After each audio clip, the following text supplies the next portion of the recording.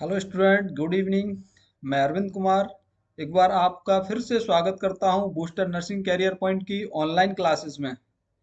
मैं आज आपके लिए एग्ज़ाम जो आरएमएल और एसजीपीजीआई एग्ज़ाम हुए हैं अभी, और दोबारा भी आरएमएल का एग्ज़ाम है जो कुछ बच्चों का रिमेनिंग रह गया है, जिनका एग्ज़ाम नहीं हुआ है अभी, और कुछ बच्चों का एसजीपीजीआई एग्ज़ाम है। और नेक्स्ट एसजीपीजीआई जो एग्ज़ाम कराने वाला है यूपी की गवर्नमेंट मेडिकल कॉलेजेस का, उसके लिए आज मैं बहुत ही इम्पोर्टेंट टॉपिक लेके आया हूँ कि प्रेगनेंसी में अबनॉर्मल जो क्रोमोजोमल अबनॉर्मलिटी हो जाती है उनको हम कैसे डिटेक्ट कर सकते हैं। तो detection detection of chromosomal abnormality आज का टॉपिक है अपना।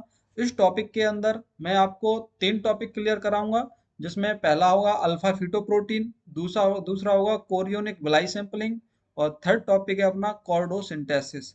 आज मैं तीनों टॉपिक आपके बहुत ही अच्छे से क्लियर कराने वाला हूँ। उससे पहले मैं आपको एक जानकारी शेयर करना चाहता हूँ कि अपनी booster nursing career point coaching के अंदर एक न्यू बैच ऑफलाइन स्टार्ट होने जा रहा है। उस न्यू बैच ऑफलाइन की जो डेट है वो 25 फरवरी से स्टार्ट किया जा रहा है।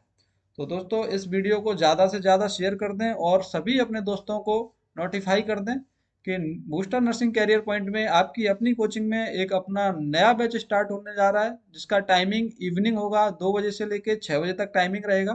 तो इस बैच को ज़्यादा से ज़्यादा लोग ज्वाइन करें, क्योंकि अपने यहाँ आपको पता है एक्सपर्ट फैकल्टी के द्वारा ये यहाँ पे कोचिंग इंस्टीट्यूट रन किया जा रहा है। इस कोचिंग के अंदर बहुत ही जगह से दूर दूर से टीचर आते हैं जो बहुत ज़्यादा एक्सपर्ट हैं। इस फैकल्टी में बहुत ही एक्सपीरियंस फैकल्टी जुड़ी हुई है। इस फैकल्टी में आपके लिए एम्स दिल्ली से जो टीचर आते हैं वो भी जुड़े हुए हैं। इस फैकल्टी में जयपुर के टीचर्स जुड़े हुए हैं। इस फैकल्टी में यूपीपीएससी के टीचर्स जुड़े हुए हैं। इस फैकल्टी में लखनऊ से टीचर्स जुड़े हुए हैं। तो बहुत सारी जगह की टीम हमारी, मतलब एक पूरी इंडिया से ओवरऑल जो टॉपर टॉपर टीचर हैं उनको कलेक्ट करके ये फैकल्टी बनाई गई है। तो सभी के साथ में ये अपनी कोचिंग रन की जा रही है, तो इसको ज्वाइन करें और ज़्यादा से ज़्यादा लोगों को ये मैसेज भेजें कि नया बैच स्टार्ट हो रहा है, जिसका टाइमिंग इवनिंग है, और डेट 25 फरवरी ना भूलें। तो दोस्तों, जल्दी से जल्दी इस वीडियो को शेयर करें और सभी दोस्तों तक पहुंचाएं, और आज की क्लास का भी आनंद लें। आज की क्लास बहुत ही इंपॉर्टेंट है। तो सबसे पहले आज हम जो डिस्कस करेंगे डिटेक्शन ऑफ क्रोमोजोमल अबनॉर्मलिटी के अंदर अल्फा फीटोप्रोटीन को। डिटेक्शन ऑफ क्रोमोजोमल अबनॉर्मलिटी में अल्फा फीटोप्रोटीन लेवल पढ़ने वाले हैं। तो चलिए आज की टॉपिक का आज का पहला टॉपिक अल्फा फीटोप्रोटीन। तो अल्फा फीटोप्रोटीन क्या होता है, किस तरह से हम इसको डिटेक्ट करते हैं, वो सब हम जानकारी करेंगे। तो मैं आपको एमसीक्यू नहीं, डायरेक्ट ही इसकी थ्योरी देने वाला हूँ अल्फा फीटोप्रोटीन की, और इनसे सारे टॉपिक इनकी थ्योरी दूंगा, और साथ में ही आपको बताने वाला हूँ कि इनसे रिलेटेड किस तरह से एग्जाम में क्वेश्चन पूछे जाते हैं। तो टॉपिक है अल्फा फीटोप्रोटीन। अल्फा फीटोप्रोटीन, इस तरह से भी लिख सकते हैं इसको, अल्फा फीटोप्रोटीन। तो ये जो अल्फा फीटोप्रोटीन है, अल्फा फीटोप्रोटीन, अल्फा फीटोप्रोटीन, ये अल्फा फीटोप्रोटीन होती क्या है, पहले तो हम देख रहे हैं सारी की सारी क्रोमोजोमल अबनॉर्मलिटी जो प्रेगनेंसी में हम किस तरह से डिटेक्ट कर सकते हैं। उसके अंदर पहला है अल्फा फीटोप्रोटीन के द्वारा हम क्रोमोजोमल अबनॉर्मलिटी पता कर सकते हैं। तो अल्फा फीटोप्रोटीन क्या होती है, पहले तो ये पता होना चाहिए आपको। अल्फा फीटोप्रोटीन कुछ नहीं है, ये अल्फा फीटोप्रोटीन एक स्पेशल टाइप की प्रोटीन है जो फीटस के लिवर से प्रोड्यूस होती है। क्या होती है ये alpha fetoprotein? Alpha fetoprotein produced by fetus liver, fetus liver, fetus के लिवर से प्रोड्यूस होने वाली प्रोटीन, उसको हम बोलते हैं अल्फा फीटोप्रोटीन। चलिए, इसका डिटेक्ट करना है हमको, इसका पता करना है, डायग्नोसिस करना है कि अल्फा फीटोप्रोटीन से हम क्रोमोजोमल अबनॉर्मलिटी कैसे डिटेक्ट कर सकते हैं। तो ध्यान रखें, अल्फा फीटोप्रोटीन से हम दो तरह की सैंपलिंग करके हम अल्फा फीटोप्रोटीन से क्रोमोजोमल अबनॉर्मलिटी का पता कर सकते हैं। तो पहला जो हम इसमें डिटेक्शन करेंगे, इसमें हम सैंपल लेंगे मैटरनल सीरम अल्फा फीटोप्रोटीन। या तो आप मैटरनल सीरम से क्या कर सकते हैं, आप अल्फा फीटोप्रोटीन लेवल पता कर सकते हैं। दूसरा सैंपल आप ले सकते हैं एमनियोटिक फ्लूइड अल्फा फीटोप्रोटीन, यानी कि अल्फा फीटोप्रोटीन आप मैटरनल सीरम में भी चेक कर सकते हैं और अल्फा फीटोप्रोटीन आप एमनियोटिक फ्लूइड से भी चेक कर सकते हैं। चलिए इसकी फुल फॉर्म लिख लो, maternal serum, maternal serum alpha fetoprotein, maternal serum alpha fetoprotein, और इसकी फुल फॉर्म है amniotic fluid, amniotic fluid alpha fetoprotein, alpha fetoprotein. तो हम दोनों तरह से पता कर रहे हैं कि मैटरनल सीरम अल्फा फीटोप्रोटीन, अगर आपने मैटरनल सीरम से सैंपल लिया है तो हम उसको बोलेंगे maternal serum alpha fetoprotein level, और अगर एमनियोटिक फ्लूइड का सैंपल लिया है उसके अंदर आप क्या चेक कर रहे हैं, अल्फा फीटोप्रोटीन लेवल चेक कर रहे हैं कि एमनियोटिक फ्लूइड के अंदर कितना अमाउंट है, उस ज़्यादा तो नहीं है कम तो नहीं है, तो ये हम चेक कर रहे हैं, एमनियोटिक फ्लूइड से भी चेक कर सकते हैं इसको। ठीक है, दोनों ही चीज़ें आपको दोनों ही कंडीशन में पता चल जाएगा कि कंजेनाइटल अबनॉर्मलिटी है, कोई क्रोमोजोमल अबनॉर्मलिटी है कोई बेबी को या फिर नहीं है। तो ये जो अल्फा फीटोप्रोटीन हम चेक किया जा रहा है, ये क्रोमोजोमल अबनॉर्मलिटी को पता करने के लिए किया जा रहा है। चलिए दोस्तों, तो सबसे पहले हम देख रहे हैं कि अल्फा फीटोप्रोटीन है हम करते कब हैं।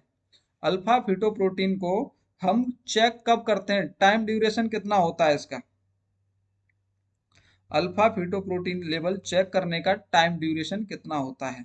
तो याद रहे, इसका जो टाइमिंग है चेक करने का, इसका जो टाइमिंग है alpha fetoprotein level second trimester के अंदर चेक करते हैं।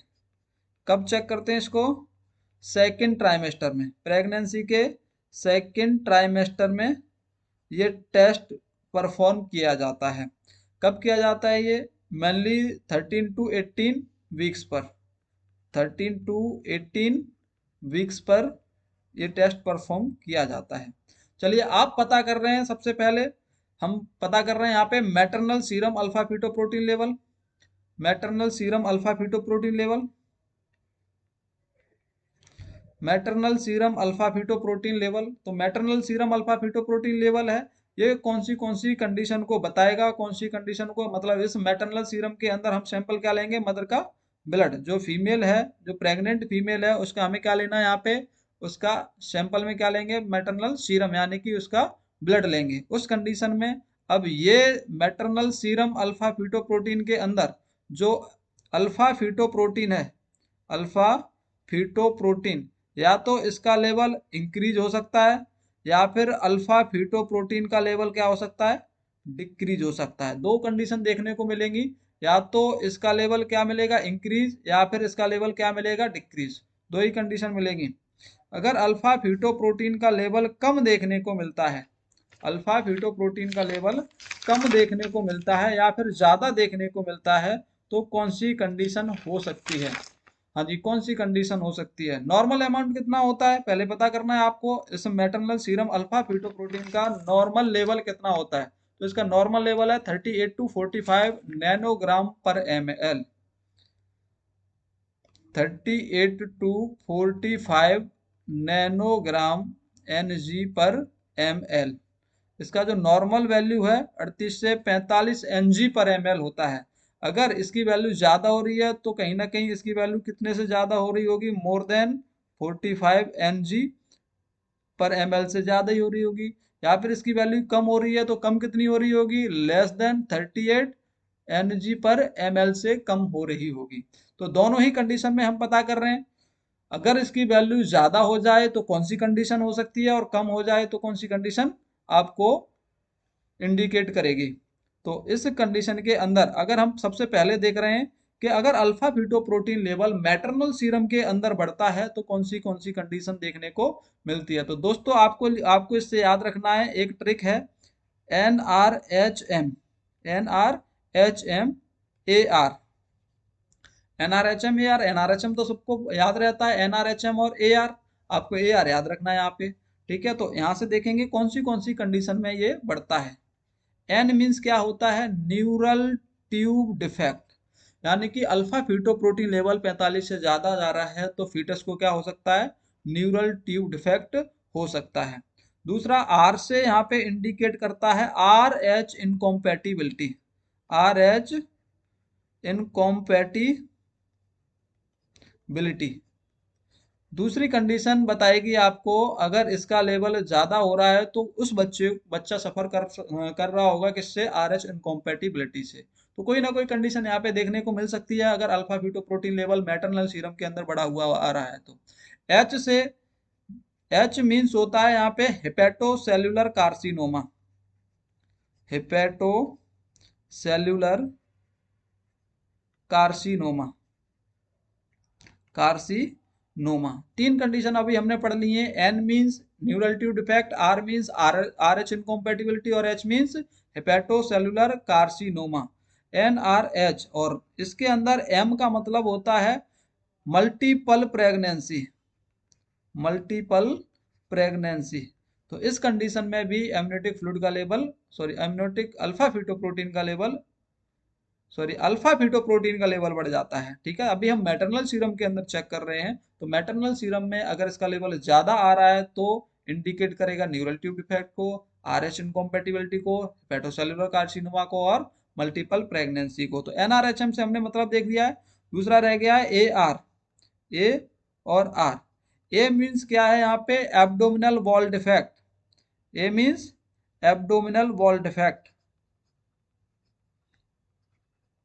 Abdominal wall defect, abdominal wall defect. और आर मीन्स क्या होता है, renal agenesis, renal agenesis, renal agenesis. तो मैंने यहाँ पे कुछ कंडीशन बताई है आपको, 6 कंडीशन बताई हैं जिसके अंदर maternal serum alpha fetoprotein level क्या हो सकता है, बढ़ सकता है। तो दोस्तों जो एग्जाम के अंदर आता है और जो क्वेश्चन बन के आता है कि बताओ maternal serum alpha fetoprotein level कौन सी कंडीशन में बढ़ा हुआ दिखाई देता है, तो ऑप्शन के अंदर आपको मेनली कौन सा मिलता है, आपको न्यूरल ट्यूब डिफेक्ट वाला देखने को मिलता है। तो इस ऑप्शन को तो आप भूलेंगे ही नहीं, इसको तो स्टार लगा लीजिए, एग्जाम में हर बार आता है। बाकी अदर कंडीशन आपको रेयरली पूछी जाती है, लेकिन न्यूरल ट्यूब डिफेक्ट आपसे कॉमनली पूछी जाती है। देखिए मैंने 5 स्टार दिए इसको। तो अगर पूछा जाए कि बताओ न्यूरल ट्यूब डिफेक्ट के अंदर अल्फा फीटोप्रोटीन का लेवल कम होता है या ज्यादा होता है, तो आप इजीली बता पाएंगे कि अल्फा फीटोप्रोटीन का लेवल न्यूरल ट्यूब डिफेक्ट में क्या हो जाता है, इंक्रीज हो जाता है, 45 NG से ज्यादा हो जाता है। क्लियर दोस्तों, न्यूरल ट्यूब डिफेक्ट को नहीं भूलना है। देखिए 6 कंडीशन है, लेकिन 6 की 6 नहीं याद रहे कोई दिक्कत की बात नहीं है, लेकिन आपको एक चीज तो याद रखनी है, न्यूरल ट्यूब डिफेक्ट, इसके अंदर अल्फा फीटोप्रोटीन का लेवल बढ़ जाता है। अब दूसरी कंडीशन ये है कि ये अल्फा फीटोप्रोटीन का लेवल कम किधर किधर हो जाता है, यानी कौन सी कंडीशन होती हैं, उन कंडीशन में अल्फा फीटोप्रोटीन का लेवल 38 नैनोग्राम पर ml से कम हो जाता है। ओके, तो हमें याद रखना है इससे गॉट के एम, गॉट के एम, GOAT, गॉट के एम। ये कुछ ट्रिक है जिसके अनुसार आप याद कर सकते हैं कि इन कंडीशन में अल्फा फीटोप्रोटीन का लेवल कम दिखाई देगा। तो जी से आपको याद रखना है गैस्ट्रेशनल डायबिटिक, गैस्ट्रेशनल डायबिटीज। अगर फीमेल को गैस्ट्रेशनल डायबिटीज है तो अल्फा फीटोप्रोटीन का लेवल कम देखने को मिल सकता है। दूसरा, ओवर एस्टिमेटेड गैस्ट्रेशनल एज, यानी कि गैस्ट्रेशनल एज क्या हो गई है, ज्यादा, ओवर एस्टिमेटेड गैस्ट्रेशनल एज, यानी गैस्ट्रेशनल एज नॉर्मल एज से ज्यादा ज्यादा हो गई है, उस कंडीशन में भी अल्फा फीटोप्रोटीन लेवल अपने नॉर्मल से कम हो सकता है। तीसरी कंडीशन, अल्फा फीटोप्रोटीन लेवल और कौन सी कंडीशन में कम हो सकता है, तो आपको याद रखना है ए से अबॉर्शन, अबॉर्शन के अंदर, अबॉर्शन के अंदर अल्फा फीटोप्रोटीन का लेवल कम देखने को मिलता है। टी से आपको याद रखना है ट्राइजोमी, ट्राइजोमी कौन से नंबर क्रोमोजोम की, 20 नंबर क्रोमोजोम्स के अंदर, 21 नंबर क्रोमोजोम्स की, 21वें नंबर क्रोमोजोम्स की क्या हो गई है, ट्राइजोमी हो गई है। यानी कि यहाँ पे क्या हो गया, यहाँ पे ट्राइजोमी में यानी कि जो मेनली होते हैं 1 पेयर बनता है, यानी कि 2 कॉपी बनेगी। 23 और 23 क्रोमोजोम्स की, टोटल नंबर ऑफ क्रोमोजोम्स 46 होते हैं, लेकिन ट्राइजोमी हुई है तो यहाँ पे 21 नंबर की क्या हो गई है, 3 कॉपी बन गई हैं। और 3 कॉपी बनने के कारण 21वें नंबर क्रोमोजोम के अंदर क्रोमोजोम्स की संख्या देखेंगे तो कितने हो जाएंगे, 69 हो जाते हैं। ठीक है, इसलिए हम बोलते हैं ट्राइजोमी, यानी कि 3 कॉपी बन गई है 21वें नंबर के क्रोमोजोम की। और इसी से आपको याद रखना है, ट्राइजोमी हो गई है 21वें नंबर क्रोमोजोम की, तो कंडीशन कौन सी है, कौन सी कंडीशन को इंडिकेट करता है ये, डाउन सिंड्रोम को, डाउन सिंड्रोम। तो बताओ कंडीशन कम कौन सा हो जाता है, कौन सी कंडीशन में अल्फा फीटोप्रोटीन लेवल कम हो जाता है। तो अब तक मैंने 4 कंडीशन बता दी है, गॉड से याद रखना है, gestational diabetic, over estimated gestational age, abortion, और ट्राइजोमी हो गई है 21 नंबर क्रोमोजोम की, जिसको हम डाउन सिंड्रोम के नाम से जानते हैं। नेक्स्ट 2 कंडीशन और याद रखनी है जिसके अंदर और क्या हो जाता है, ये अल्फा फीटोप्रोटीन लेवल कम हो जाता है। तो के से याद रखना है, clean filter syndrome, clean filter syndrome, clean filter syndrome. Clean filter syndrome के अंदर भी जो अल्फा फीटोप्रोटीन है वो भी कम हो जाता है। और लास्ट याद रखना है आपको, मोलार प्रेगनेंसी, मोलार प्रेगनेंसी। ये 6 कंडीशन इधर हैं, इन 6 कंडीशन के अंदर अल्फा फीटोप्रोटीन का लेवल कम हो जाता है। तो मेनली इसके अंदर भी एक क्वेश्चन बनता है कि बताइए कौन सी कंडीशन में अल्फा फीटोप्रोटीन लेवल कम हो जाता है। तो दोस्तों आपको याद रखना है, ये डाउन सिंड्रोम, डाउन सिंड्रोम के अंदर अल्फा फीटोप्रोटीन का लेवल कम हो जाता है। मान लीजिए कंडीशन पूछी जाती है एग्जाम के अंदर कि कौन सी कंडीशन में अल्फा फीटोप्रोटीन लेवल कम हो जाता है, तो एक तो इधर भी याद रखनी है, कम होगा डाउन सिंड्रोम में और बढ़ेगा कौन सी में, न्यूरल ट्यूब डिफेक्ट में। ये 2 आपको डिसऑर्डर नहीं भूलने हैं। बढ़ता किस में है, न्यूरल ट्यूब डिफेक्ट के अंदर, कम किस में होता है, डाउन सिंड्रोम के अंदर। कब, जब हम मैटरनल सीरम से क्या ले रहे हैं, वो ले रहे हैं अल्फा फीटोप्रोटीन, उसके अंदर हमने चेक किया है सीरम के अंदर अल्फा फीटोप्रोटीन लेवल ज्यादा हो गया है या कम हो गया है। ज्यादा हो गया है तो न्यूरल ट्यूब डिफेक्ट, और कम हो गया है तो ट्राइजोमी ऑफ 20 नंबर क्रोमोजोम, जिसको हम इंडिकेट करते हैं डाउन सिंड्रोम। तो इन दोनों कंडीशन में क्या हो गया है, एक के अंदर ज्यादा हो गया और एक के अंदर कम हो जाता है अल्फा फीटोप्रोटीन लेवल। तो ये इंडिकेट करेगा क्रोमोजोमल अबनॉर्मलिटी हो चुकी है। क्लियर दोस्तों। चलिए अब हम देख रहे हैं, इससे आगे चल रहे हैं कि ये कंडीशन न्यूरल ट्यूब डिफेक्ट है, आरएच इनकॉम्पैटिबिलिटी है, ये सारी कंडीशन हम ऑफलाइन क्लासेस में हम आपको डिस्कस कर सकते हैं। यहाँ पे तो वीडियो बहुत ज्यादा लंबी हो जाएगी और 3 डायग्नोसिस दिए तो वो कंप्लीट नहीं हो पाएंगी, ठीक है। इसलिए आपको याद रखना है, इतनी चीज याद रखिए। यहाँ पे एक चीज और, मेरे को एक क्वेश्चन बता दीजिए, यहाँ पे एक क्वेश्चन मैं आपके लिए आपसे डिस्कस करता हूँ। क्वेश्चन है अपना कि बताइए most reliable marker of NTD, most reliable marker of NTD, neural tube defect को कौन सा मार्कर इंडिकेट करता है, यानी कि न्यूरल ट्यूब डिफेक्ट को कौन सा मार्कर रिलायबल रहेगा, कौन सा मार्कर रिलायबल रहेगा। चलिए ऑप्शन दे देता हूं आपको। ए ऑप्शन अल्फा फीटोप्रोटीन, और दूसरा ऑप्शन दे देता हूं आपको, acetyl choline esterase, acetyl choline esterase, acetyl choline esterase. एक और ऑप्शन ले लीजिए, C option amniotic fluid alpha fetoprotein, amniotic fluid alpha fetoprotein. चलिए यहाँ पे पूछा गया है आपसे कि मार्कर कौन सा वाला इंडिकेट करता है, मतलब रिलायबल कौन सा है इस न्यूरल ट्यूब डिफेक्ट को, कौन सा मार्कर इन तीनों में से बेस्ट मार्कर है जो इंडिकेट करेगा कि हाँ इसको न्यूरल ट्यूब डिफेक्ट है। अभी हमने अल्फा फीटोप्रोटीन लेवल पढ़ा है, ये राइट है, या फिर ये एसिटाइल कोलिनेस्टरेज राइट है, या फिर amniotic fluid alpha fetoprotein right है। तो दोस्तों यहाँ पे याद रखना है कि जो अल्फा फीटोप्रोटीन है इससे ज्यादा रिलायबल कौन सा आंसर हो सकता है यहाँ पे, हाँ जी एसिटाइल कोलिन एस्ट्रेज को याद रखेंगे। ये बहुत ज्यादा अच्छा मार्कर है, ये इंडिकेट करता है न्यूरल ट्यूब डिफेक्ट को, और ये रिलायबिलिटी बता देगा कि हाँ कंफर्म कर देगा कि इसको क्या हो गया है, न्यूरल ट्यूब डिफेक्ट हो गया है। क्लियर दोस्तों। तो अभी हम देखो अल्फा फीटोप्रोटीन को हम अल्फा फीटोप्रोटीन पढ़ रहे हैं, अल्फा फीटोप्रोटीन लेवल हमने मैटरनल सीरम से सैंपल लिया था उसमें पता किया है। अभी दूसरी कंडीशन रह गई है, अगर अल्फा फीटोप्रोटीन लेवल आपको एमनियोटिक फ्लूइड से चेक करना है तो किस तरह से करेंगे। तो अभी हम क्या पढ़ने वाले हैं, amniotic fluid alpha fetoprotein, amniotic fluid alpha fetoprotein. तो याद रखेंगे, इसकी पहले तो फुल फॉर्म लिख लो, वैसे ऊपर लिखी हुई है, amniotic fluid alpha fetoprotein, amniotic fluid alpha fetoprotein early amniocentesis करते हैं इस कंडीशन में, अर्ली एमनियोसिंथेसिस,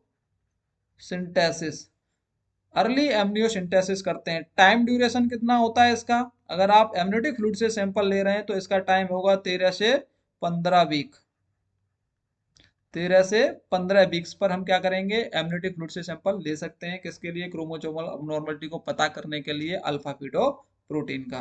क्लियर दोस्तों। अभी हम देखो दूसरा वाला हमने देखा था, उसका टाइम ड्यूरेशन कितना है, जो अभी हमने ऊपर पढ़ा है वो भी याद रखना है आपको। ये तो भूलना ही नहीं है कि हम अगर maternal serum alpha fetoprotein check कर रहे हैं तो इसका टाइम ड्यूरेशन कितना होता है, तो ये भी याद रखना है आपको। यहाँ पे इसका टाइम ड्यूरेशन जो है वो 13 से 18 वीक है। अगर आप मैटरनल सीरम से सैंपल ले रहे हैं तो 13 से 18 वीक के बीच में कर सकते हैं। और यहीं आप सैंपल कहाँ से ले रहे हैं, आप एमनियोटिक फ्लूइड से ले रहे हैं, तो वहाँ पे आपको याद रखना है कि ये सैंपल आप कब ले सकते हैं एमनियोटिक फ्लूइड का, 13 से 15 वीक पे ले सकते हैं। तो अर्ली प्रेगनेंसी में हम इसको चेक कर रहे हैं। क्लियर दोस्तों, अर्ली एमनियोसिंथेसिस करते हैं।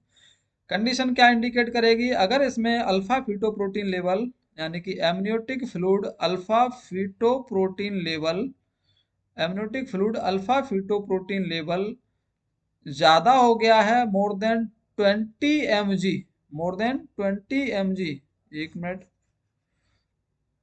हाँ, amniotic fluid alpha fetoprotein level more than 20 mg पर लीटर से ज्यादा हो गया है, तो ये इंडिकेट करेगा कि इस बेबी को क्या हो गया है, न्यूरल ट्यूब डिफेक्ट हो गया है, इस बेबी को न्यूरल ट्यूब डिफेक्ट हो गया। न्यूरल ट्यूब डिफेक्ट बहुत अच्छे से डिस्कस करेंगे दोस्तों। न्यूरल ट्यूब डिफेक्ट को कौन से किस चीज की कमी के कारण ये न्यूरल ट्यूब डिफेक्ट होता है, न्यूरल ट्यूब डिफेक्ट होता क्या है, ये किस किस की इसके अंदर डिसऑर्डर, कौन से डिसऑर्डर आते हैं इसके अंदर न्यूरल ट्यूब डिफेक्ट में। अगर न्यूरल ट्यूब डिफेक्ट हुआ है तो बॉडी में, स्पाइनल कॉर्ड में कौन से डिसऑर्डर देखने को मिलेंगे, ब्रेन के अंदर क्या क्या प्रॉब्लम देखने को मिलती है, वो सारी ऑफलाइन क्लासेस के अंदर डिस्कस करेंगे, या फिर इसका वीडियो मैं अलग से एक बना दूंगा आपके लिए। अभी हमने डिस्कस कर लिया है आपसे कि अल्फा फीटोप्रोटीन लेवल चेक कर रहे हैं मैटरनल सीरम से और एमनियोटिक फ्लूइड से। अगर आप मैटरनल सीरम से सैंपल को ले रहे हैं तो 13 से 18 वीक के बीच में लेंगे, और आप कहाँ से ले रहे हैं, एमनियोटिक फ्लूइड से अगर आप क्या ले रहे हैं, सैंपल ले रहे हैं, तो उस कंडीशन में आपको ये कब चेक करना पड़ेगा, 13 से 15 वीक पे चेक करना पड़ेगा। तो पहला तो क्वेश्चन यही बन जाता है, यहाँ पे ध्यान रखना है इसका टाइम ड्यूरेशन। क्लियर दोस्तों। दूसरा, हम इसकी नॉर्मल वैल्यू याद कर सकते हैं, मैटरनल सीरम के अंदर 13 कितनी होती है, 38 से 45 नैनोग्राम होती है। ओके, अब तीसरी कंडीशन हम इसमें एक और क्वेश्चन ये बनता है कि अगर alpha fetoprotein level maternal serum के अंदर ज्यादा हो जाए तो कौन सी कंडीशन देखने को मिलेगी, कम हो जाए तो कौन सी कंडीशन देखने को मिलेगी। अगर इसमें कंडीशन एलिवेटेड हो रहा है alpha fetoprotein level maternal serum के अंदर, तो मिनिमम एक तो आपको याद करनी ही है, उसका नाम है न्यूरल ट्यूब डिफेक्ट। अगर अल्फा फीटोप्रोटीन लेवल कम हो जाता है मैटरनल सीरम के अंदर, तो वहां पे भी एक डिसऑर्डर याद रखना है आपको, उसका नाम है डाउन सिंड्रोम। क्लियर दोस्तों। उसके बाद आप एमनियोटिक फ्लूइड से सैंपल ले सकते हैं, एमनियोटिक फ्लूइड से सैंपल अर्ली एमनियोसिंथेसिस करेंगे, जिसमें 13 से 15 वीक के बीच में सैंपल ले लेंगे। अगर इसका लेवल 20 mg से ज्यादा हो गया तो ये इंडिकेट करेगा क्या, न्यूरल ट्यूब डिफेक्ट। क्लियर दोस्तों। चलिए दूसरे डिसऑर्डर की तरफ चलते हैं। अभी हमारा एक डायग्नोसिस कंप्लीट हो चुका है, देख लीजिए यहाँ पे डायग्नोसिस जो मैंने आपको लेके आया हूँ। ये पहले हमने क्या पढ़ लिया यहाँ पे, ये कंप्लीट कर लिया है अल्फा फीटोप्रोटीन। अब हम पढ़ने वाले हैं chorionic villi sampling, chorionic villi sampling. हाँ जी, दूसरा डिसऑर्डर हम पढ़ने वाले हैं कोरियोनिक विलाई सैंपलिंग, और उसके बाद पढ़ेंगे कोर्डोसिंथेसिस। चलिए, तो दूसरा डिसऑर्डर, दूसरे अब नॉर्मलिटी पढ़ रहे हैं हम, जो सॉरी क्रोमोसोमल सैंपलिंग लेंगे, इसके अंदर क्रोमोसोमल abnormality का पता करेंगे, उस डायग्नोसिस का नाम है CVS,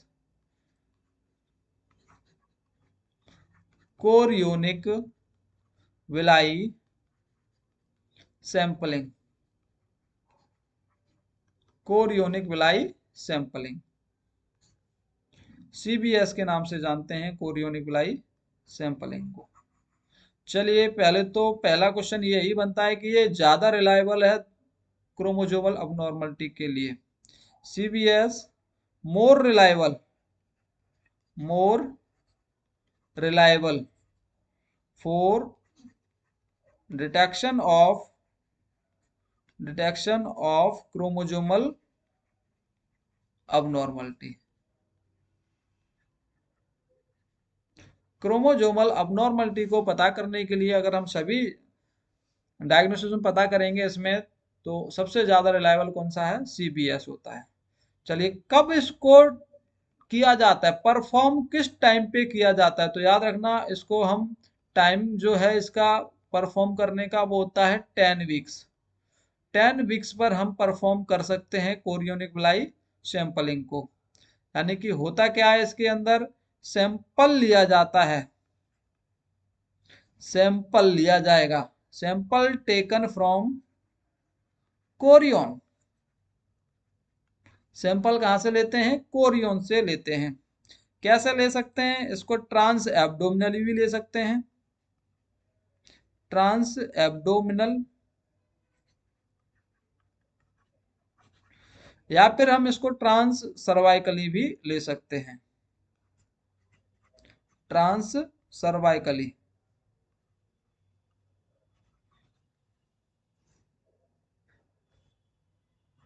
चलिए दो तरह से हम सैंपल ले सकते हैं, या तो हम ट्रांस एब्डोमिनल भी ले सकते हैं और ट्रांस सर्वाइकल भी ले सकते हैं। यानी कि अल्ट्रासाउंड की रिक्वायरमेंट रहती है इसके अंदर, USG की रिक्वायरमेंट रहती है, उसी के अंडर हम विजुअलाइजेशन करते हुए हम कोरियन लेयर तक पहुंचते हैं, और उस कोरियन से हम क्या ले लेते हैं? सैंपल ले लेते हैं, थोड़ा सा टिश्यू वहां से बाहर निकाल लेते हैं, जिसको हम बोलते हैं कोरियोनिक विलाई सैंपलिंग। क्लियर दोस्तों? टाइम कब, टाइम ड्यूरेशन आपको याद रखना है 10 वीक्स पर लेते हैं। यही टाइम पूछा जाता है इसका मोस्टली, कि कब किया जाता है कोरियोनिक ब्लाई सैंपलिंग? 10 वीक पे किया जाता है। क्यों किया जाता है? क्रोमोजोमल अबनॉर्मलिटी को प्रेगनेंसी में पता करने के लिए किया जाता है। चलिए एक चीज और याद रखनी है, यहाँ से एक और क्वेश्चन बनता है, वो भी मैं आपको डिस्कस कर देता हूँ। कोरियोनिक ब्लाई सैंपलिंग से एक और क्वेश्चन बनता है, अगर कोरियोनिक ब्लाई 10 वीक से पहले कर लिया जाए तो क्या प्रॉब्लम हो सकती है? If chorionic villi sampling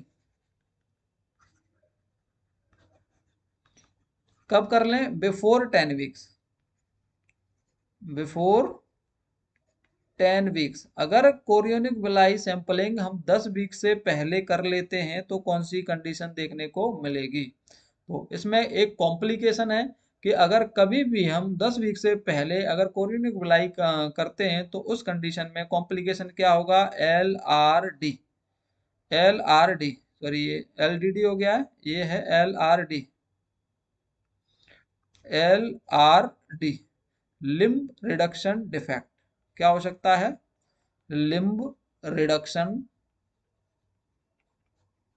defect. ऐसी कंडीशन में सैंपलिंग करते टाइम उसका कोई भी एक लिम्ब क्या हो सकता है? डिफेक्ट हो सकता है, लिम्ब रिडक्शन डिफेक्ट के नाम से जानते हैं। और दूसरा कॉम्प्लिकेशन आपको याद रखना है, मिसकैरेज हो सकता है, मिसकैरेज, मिसकैरेज यानी कि अबॉर्शन हो सकता है। तो ये मेन कॉम्प्लिकेशन है दो। पहला आपको याद रखना है कौन सा? LRD, लिम्ब रिडक्शन डिफेक्ट, और दूसरा याद रखना है क्या? अबॉर्शन यानी कि मिसकैरेज हो सकता है। तो दोनों ही आपको याद रखने पड़ेंगे। कोरियोनिक विलाई सैंपलिंग का कॉम्प्लिकेशन क्या होगा? LRD होगा या फिर मिसकैरेज होगा। क्लियर दोस्तों? दो डायग्नोसिस हमने कंप्लीट कर लिए यहाँ पे क्रोमोजोमल अबनॉर्मलिटी को पता करने के लिए। पहला अल्फा फीटोप्रोटीन लेवल और दूसरा कोरियोनिक विलाई सैंपलिंग। और तीसरी डायग्नोसिस अब हम पढ़ने जा रहे हैं जिसका नाम है कॉर्डोसिंथेसिस, जिसका नाम है कॉर्डोसिंथेसिस।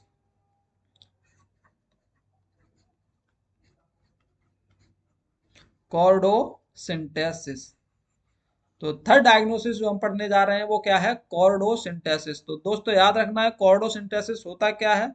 कॉर्डो मतलब यहाँ पे वर्ड याद रखना है कॉर्ड, और कॉर्ड का मतलब है अम्बलाइकल कॉर्ड, अम्बलाइकल कॉर्ड। और दूसरा वर्ड याद रखना है सिंटैसिस, सिंटैसिस का मतलब क्या होता है? Aspiration, aspiration. रेशन। तो यहाँ पे एस्पायरेशन किया जा रहा है कॉर्ड से। कॉर्ड के अंदर क्या प्रेजेंट होता है? ब्लड प्रेजेंट होता है।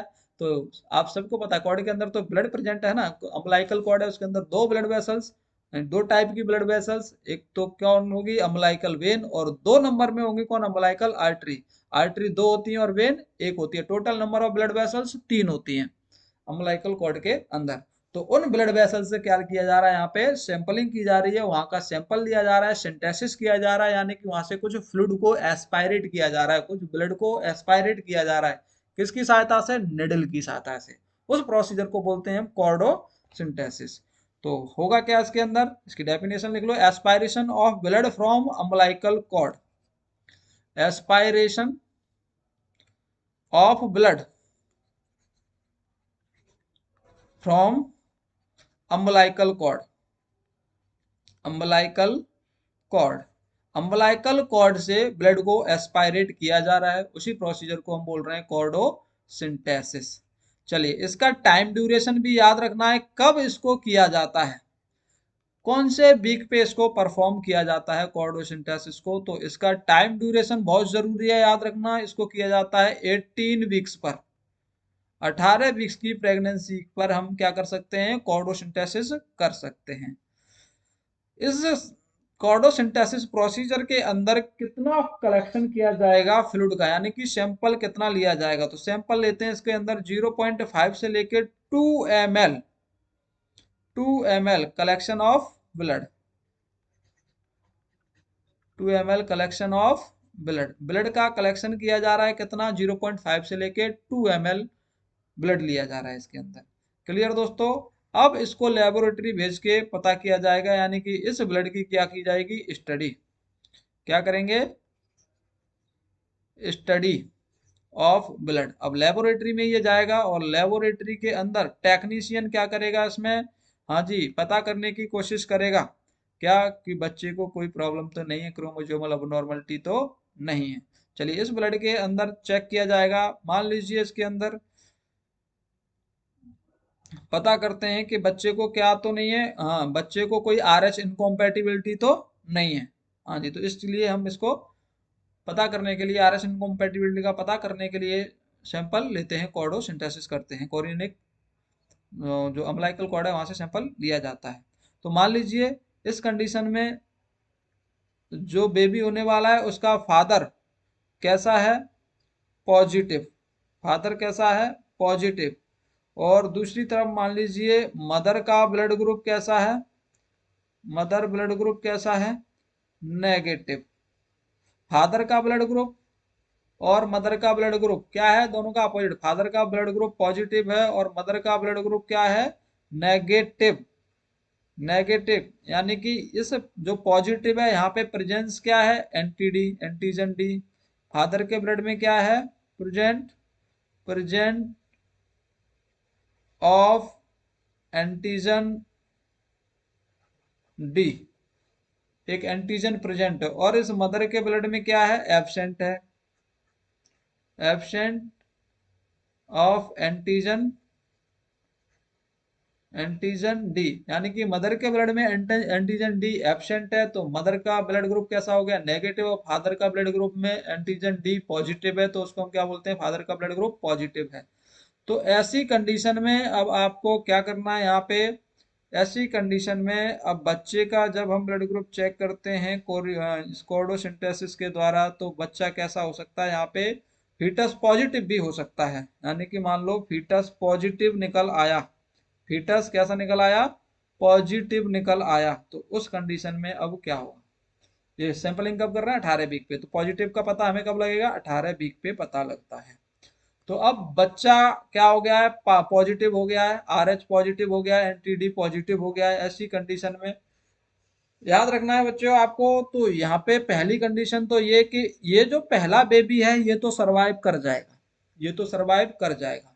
लेकिन दूसरे बेबी जब मदर कंसीव करेगी, ये फीमेल कंसीव करेगी, दोबारा से दूसरी प्रेगनेंसी को कंसीव करेगी, उस टाइम पे दूसरे बेबी को कंसीव करना मुश्किल होगा। वहां पे बहुत ज्यादा अबॉर्शन देखने को मिलेंगे, कंसीव नहीं कर पाएगी फीमेल।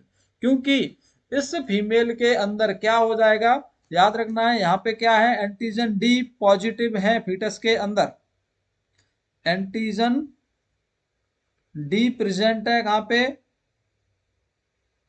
इन फर्स्ट फीटस, इस फर्स्ट फीटस के अंदर एंटीजन डी प्रेजेंट है। ये एंटीजन डी क्या होगा, मदर के अंदर पहुंच जाएगा थ्रू दी ब्लड, ये ट्रांसफर हो जाएगा किधर, मदर, ये मदर के अंदर ट्रांसफर हो जाएगा। यानी कि एंटीजन डी है, अब मदर का इम्यून सिस्टम क्या होगा, स्टिमुलेट हो जाएगा, मदर का इम्यून सिस्टम स्टिमुलेट हो जाएगा। ऐसी कंडीशन में मदर के अंदर क्या बन जाएंगी, एंटीबॉडी, एंटीबॉडी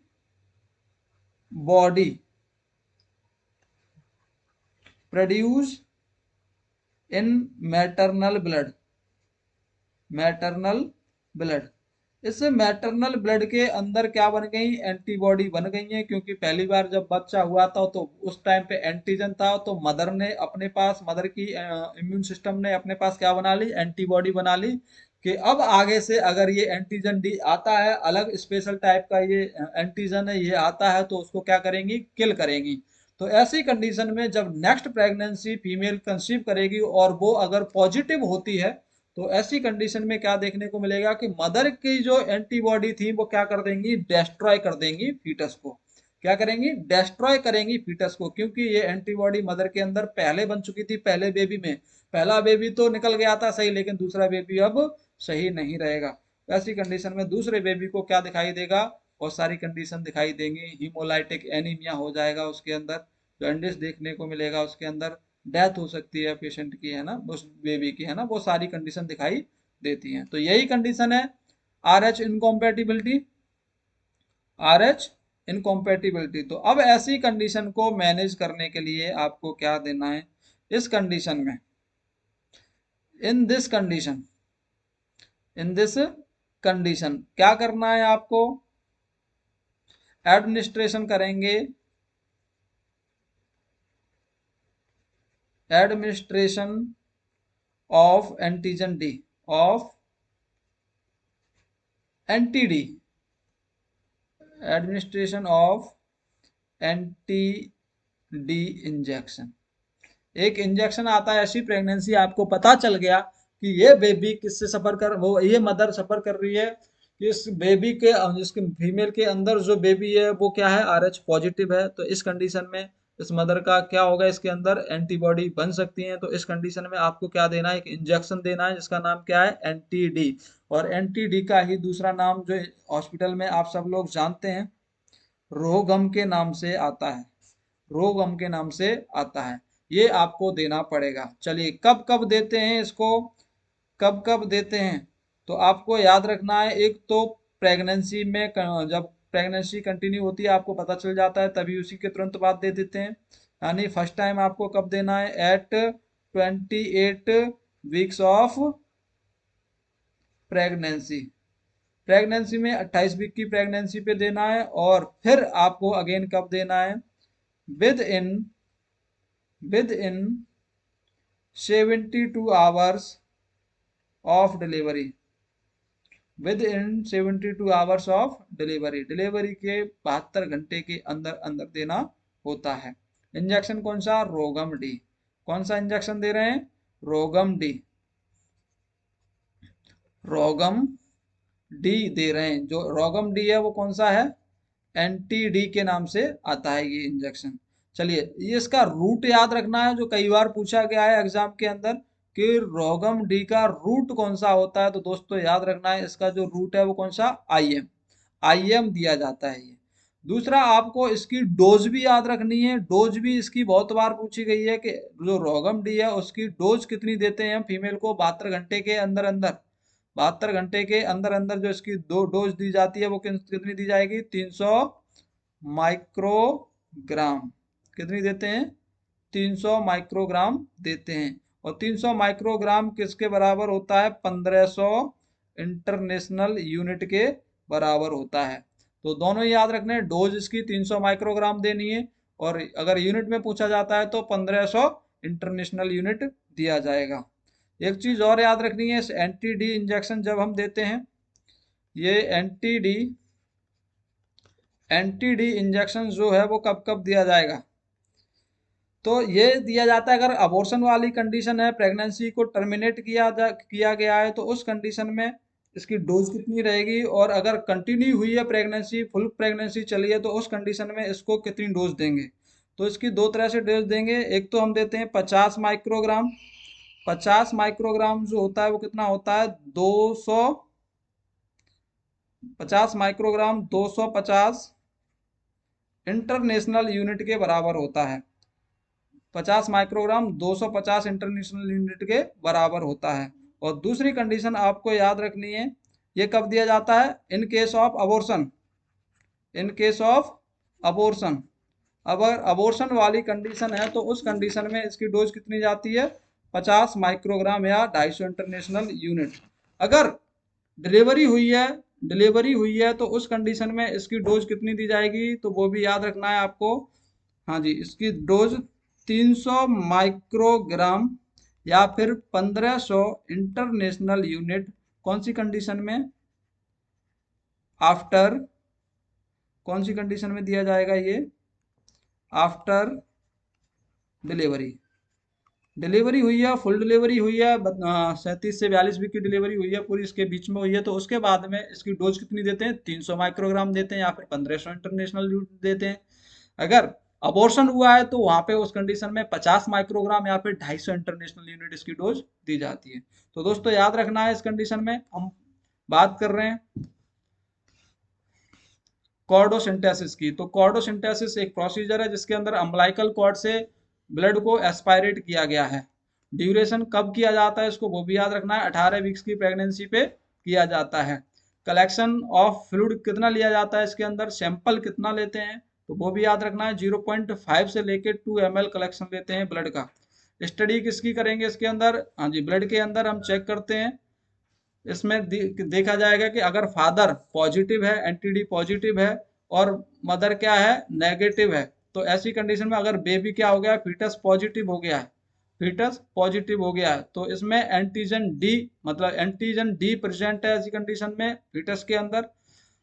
तो ये क्या करेगी, मदर की इम्यून सिस्टम के अंदर क्या बन जाएगा, एंटीबॉडी बन जाएंगी, जो इस बेबी को आगे जाके नेक्स्ट बेबी को क्या करेंगी, हार्म करेंगी। तो अब इस कंडीशन से बचने के लिए हम क्या करते हैं, तुरंत ही डिलीवरी के बाद में हम क्या देंगे, और प्रेगनेंसी के बीच में एंटी डी इंजेक्शन आता है, रोगम इंजेक्शन आता है, उसको हम एडमिनिस्टर करते हैं।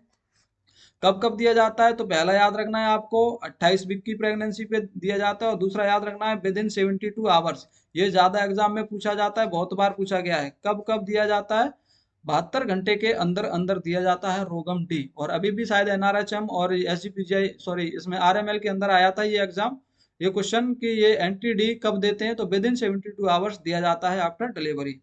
ये जो एंटी डी है, रूट क्या है इसका, बहुत बार रूट पूछा गया है, तो इसका जो रूट है वो आईएम होता है। आईएम देते हैं इसको मदर को। डोज कितनी है इसकी, 300 माइक्रोग्राम। डोज 300 माइक्रोग्राम देते हैं, यानी कि 1500 इंटरनेशनल यूनिट देते हैं। एक चीज और याद रखनी है, इसके अंदर जो एंटीडी है, ये हम इसकी डोज एक 50 माइक्रोग्राम भी देते हैं और 300 माइक्रोग्राम भी देते हैं। 50 माइक्रोग्राम देते हैं अगर केस अबॉर्शन वाला है, तो अबॉर्शन के बाद 50 माइक्रोग्राम दे देंगे। 50 माइक्रोग्राम 250 इंटरनेशनल यूनिट के बराबर होता है। 50 माइक्रोग्राम 250 इंटरनेशनल यूनिट के बराबर होता है। अगर नॉर्मल डिलीवरी हुई है और पूरा टाइम हुआ है, उसके बाद में डिलीवरी हुई है, उसके बाद में हम देते हैं 300 माइक्रोग्राम, फुल डोज देंगे इसकी। 300 माइक्रोग्राम 1500 इंटरनेशनल यूनिट के बराबर होता है। तो दोस्तों आज का जो टॉपिक है बहुत ही ज्यादा धमाकेदार है, शानदार है। इसके अंदर क्रोमोसोमल अबनॉर्मलिटी पता की गई है, प्रेगनेंसी के अंदर कैसे कैसे डिटेक्ट कर सकते हैं, तीनों हमने डायग्नोसिस पता कर लिए। पहली हमने पढ़ी थी अल्फा फीटोप्रोटीन लेवल कैसे चेक करेंगे, दूसरी हमने पढ़ी थी कोरियोनिक विलाई सैंपलिंग, और तीसरा हमने पढ़ा है कॉर्डोसिंथेसिस। अच्छे से समझ में आएगा आपको, अच्छे से क्लास को देखें, नोट्स को साथ में रखें, और टॉपिक को पूरा रिटन भी करें समझने के बाद में, और वीडियो को ज़्यादा से ज़्यादा शेयर करें ताकि इस क्लास का लाभ दूसरे बच्चों को भी मिल सके। थैंक यू दोस्तों, मिलते हैं आपको नेक्स्ट क्लास के अंदर।